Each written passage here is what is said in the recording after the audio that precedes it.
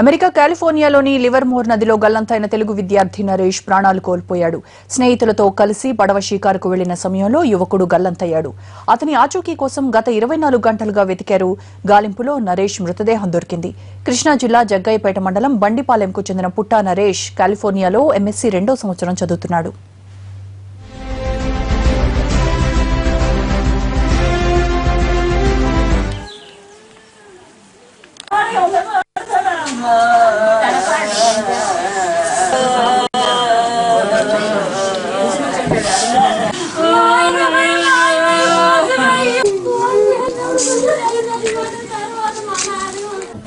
నిన్న సాయంత్రం 4 గంటలకి అమెరికా కాలిఫోర్నియా రాష్ట్రం శాన్ ఫ్రాన్సిస్కో సిటీలో ఎంఎస్ చేయడానికి పోయిండు.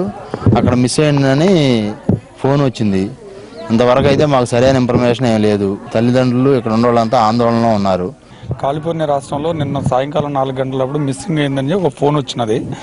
ఆ తల్లిదండ్రులు కుటుంబ సభ్యులు మాత్రం పూర్తి ఆందోళన ఉన్నారు. ముఖ్యమంత్రి గారు, గౌరవ మంత్రివర్యులు, జిల్లా మంత్రివర్యులు, కృష్ణా జిల్లా మంత్రివర్యులు, జలవనరుల శాఖ మంత్రివర్యులు తొందరగా ఇమీడియట్ యాక్షన్ తీసుకొని ఆ కుటుంబానికి న్యాయం చేయాల్సిందిగా కోరుచున్నామండి. కృష్ణా జిల్లా జగ్గయ్యపేట మండలం బండిపాలెంకు చెందిన పుట్టా నరేష్ ఎంఎస్ డిగ్రీ చదివేందుకు నిరుడు అమెరికాకు వెళ్లాడు.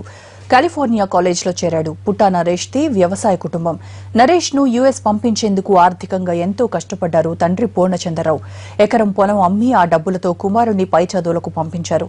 త్వరలోనే చదువు పూర్తి చేసుకుని ఇంటికొస్తాడనుకున్న సమయంలో నరేష్ ప్రాణాలు కోల్పోవడం ఆ కుటుంబంలో తీవ్ర విషాదం నింపింది.